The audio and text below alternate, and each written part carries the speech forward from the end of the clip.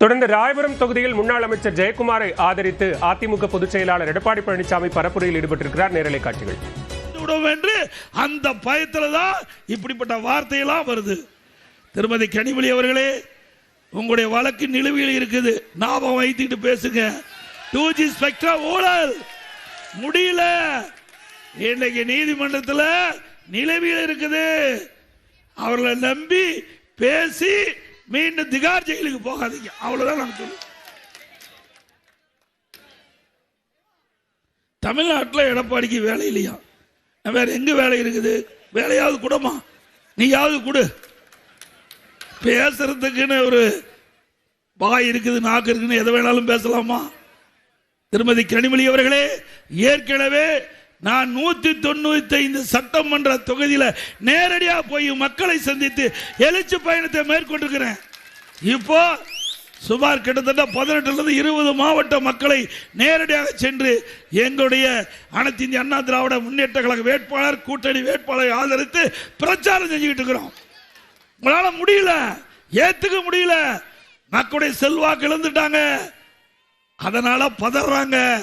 ஆக அவருடைய பதறுகின்ற பொழுது அது வெளிப்பாடு தெளிவா தெரியுது. இந்த தேர்தலில் தோல்வி ஜுரம் திமுகவை ஒட்டி கொண்டது.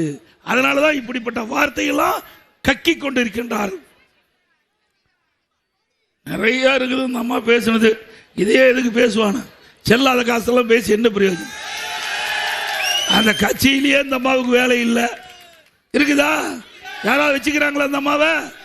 வச்சுக்காத போது இந்த மாதிரி பேசுது. அப்புறம் சொல்றாரு, எனக்கு பிஜேபிங்கிறாங்க.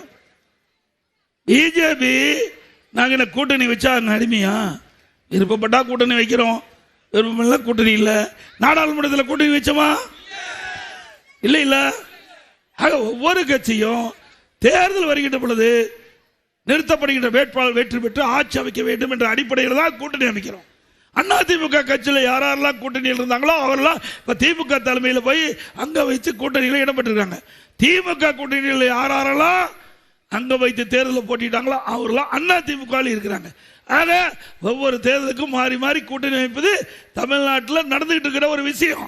ஆனா நாம மட்டும் கூட்டணி வச்சா மதவாத கட்சியில கூட்டணி வச்சுட்டா இதை தவிர்த்து வேற என்ன பேச முடியும்?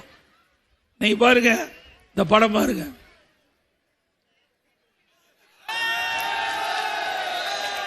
யாரோட கூட்டணி வச்சிருக்காங்க? யாரோட கூட்டணிங்க பாருங்க. இது எல்லாமே மறைஞ்சு போயிட்டாங்க. இருந்தாலும் இந்த போட்டோ சிக்கிச்சு, அதனால காட்டுறேன். திரு கருணாநிதி, மரியாதைக்குரிய வாஜ்பாய் அவர்கள், திரு முரசொலி மாறன் ஏதோ மைக்கு சரி பண்ணிட்டு இருக்காங்க. எப்படி காக்கா பிடிக்கிறாங்க பாருங்க.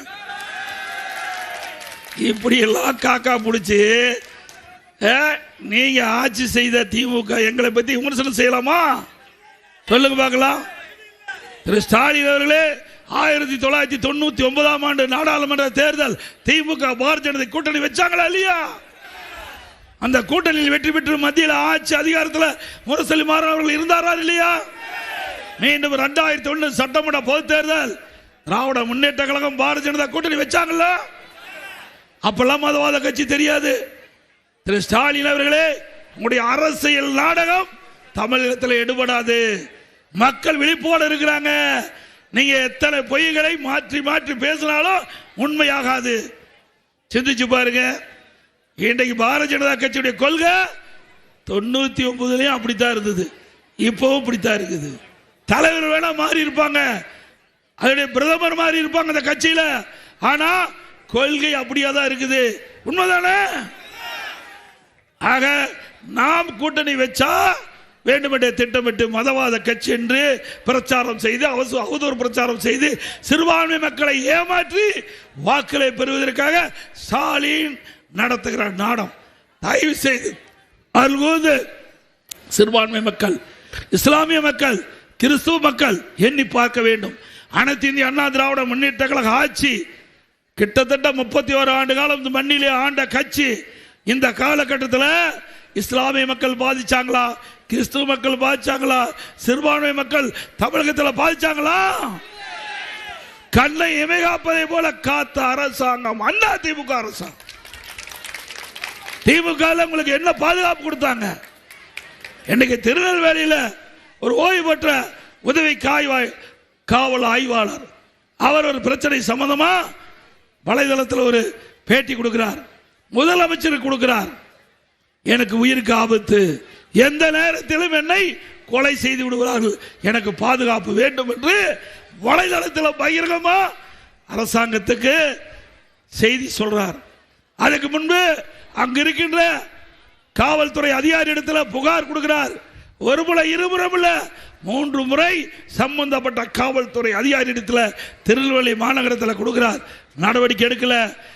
அடுத்த நாள் காலையில் தொழுகை முடிந்து வீதியிலே சென்று கொண்டிருந்த போது அவருடைய எதிரிகள் அவரை வெட்டி சாய்த்து கொலை செய்தார்கள். இப்படிப்பட்ட அரசாங்கம் உங்களை காப்பாற்ற போகுதா? சிறுபான்மை மக்களை இந்த அரசாங்கம் காப்பாற்றுமா? அவர் ஏற்கனவே அரசாங்கத்திடம் கோரிக்கை வைத்து விட்டார். முதலமைச்சர் என்னை காப்பாற்ற வேண்டும் என்று ஒரு நாளைக்கு முன்பாகவே வலைதளத்தில் செய்தி வெளியிட்டார். உளவுத்துறையின் மூலமாக அதை தெரிந்து நடவடிக்கை எடுக்கப்பட்டிருந்தா, அங்கு இருக்கின்ற காவல்துறை தக்க நடவடிக்கை எடுக்கப்பட்டிருந்தா அவர் உயிரை காப்பாற்றிருக்கலாம். அப்படி சிறுபான்மை மக்களை காப்பாற்றாத அரசாங்கம் சிறுபான்மை மக்கள் ஆதரிக்க வேண்டுமா? சிந்திக்க, ஒரு காலம் சிந்திச்சு பாருங்க. அண்ணா திமுக அப்படி அல்ல, சட்டத்தின் ஆட்சி நடைபெற்றது.